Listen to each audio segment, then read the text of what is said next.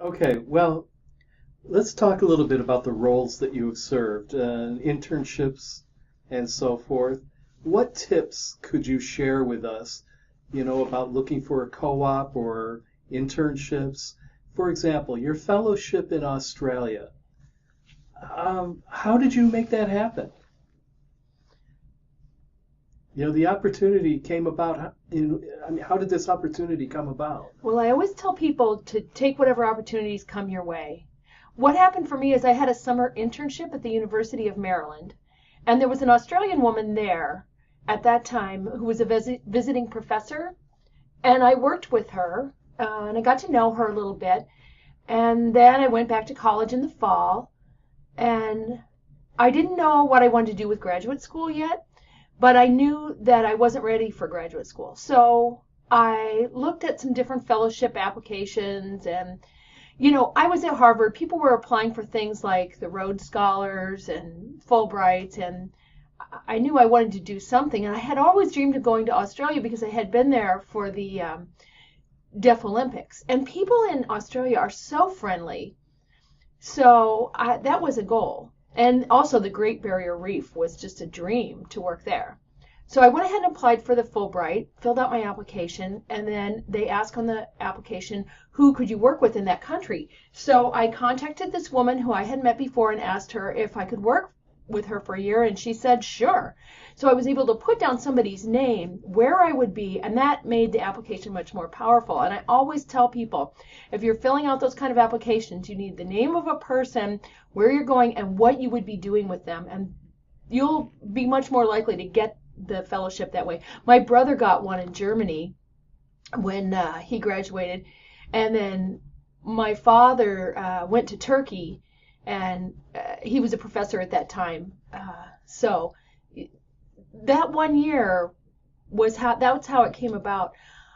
I really needed that break of that year with no classes, but still I was doing research, and also it was a chance for me to be more in the biological oceanography major, so I could know what kind of biological oceanography I wanted to do and who I wanted to do it with. I learned a lot through that.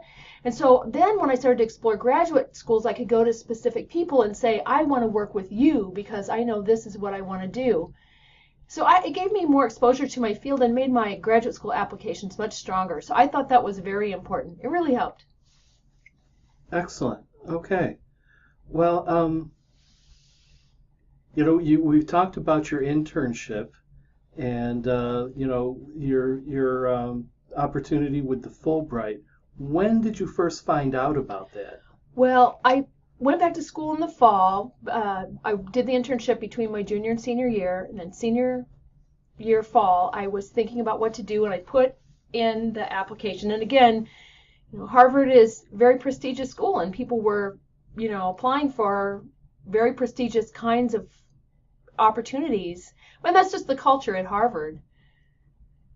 So the opportunity was there and you went for it? Well, I had to apply. It's a process, and I didn't even hear until maybe April or May of my senior year. So imagine, I didn't even know what I was going to do when I graduated, and I didn't know what was next. I had no plan B. So it was interesting. So you graduated, you had your Fulbright, and then you worked out to go on to grad school. Right. I applied for grad schools, and then took it from there. But I didn't apply for grad schools until after the Fulbright. Oh, just one right after the other. That's really great. Yeah, I had the 1 year break. Okay. Now, it's incredible that you've been through all these different areas. Have you had a mentor in each field? Well, it's funny, just before I came here today, I was talking with a group of people and emphasizing how critical mentors are to your educational process. And in my case, one led me to the next opportunity, which led me to the next opportunity. I was an environmental science public policy major, and I had done policy internships, and I had applied for some science internships and hadn't gotten them. So I really wanted that experience of science. So my advisor said, I really want you to have that science experience for my internship between junior and senior year. So my advisor got on the phone and called an old colleague and at the University of Maryland and said, I've got a student, would you take them? And, the friend said, sure, and took me on. And I got a little bit of money from the university to cover my living expenses for the summer, and I went to the University of Maryland, and that was a turning point for me, because that's the point at which I decided that science was what I wanted to pursue from that point forward. And because of that, I met the woman from Australia, which led me through the Fulbright to Australia. And while I was on the Fulbright, I met somebody there that led me to the graduate school that I went to. And then I ended up back at the University of Maryland. So it was interesting. One thing I should say is that interpreting services at the University of Maryland are not great. It's a difficult process. You don't get interpreters for everything like you do in other places. They only give you interpreting services for classroom. But there are seminars and non-credit activities that are required as a graduate student. So that meant I would have to pay for it out of my own pocket, which was quite a burden. It was a confusing situation, and I got to the point where, I showed up for my first committee meeting with no interpreter, and my advisor was sitting next to me. I was meeting people for the first time, and I just sat there very quietly because I didn't want to make a fool of myself by answering a question incorrectly. My advisor took notes for me about what people said, and that's all the communication I had. So that was very frustrating. I can imagine. Yeah, there was another person who was going through a PhD process at the same time who had no interpreter for his comprehensive exams. Oh, the comps. Uh-huh. Yeah, imagine that. It was a bad situation. So, that was difficult. Luckily for me, my advisor fought for me, or I don't think I would have made it through. And again, there's the importance of a mentor. Someone was there for me, fighting for me. My mentor helped me navigate that. So really, I've thanked my advisor a million times over. I could never thank her enough.